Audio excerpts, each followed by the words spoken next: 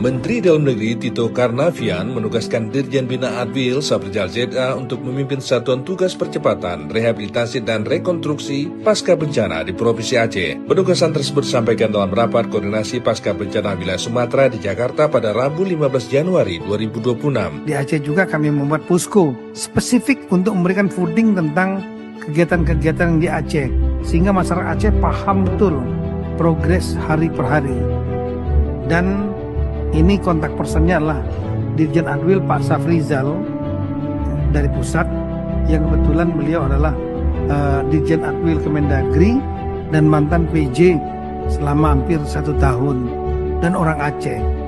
Dan dia pun ngepost dari awal di Aceh. Mendagri menekankan pentingnya sinergi pemerintah pusat dan daerah serta penguatan posko rehabilitasi sebagai pusat data, koordinasi, dan komunikasi publik.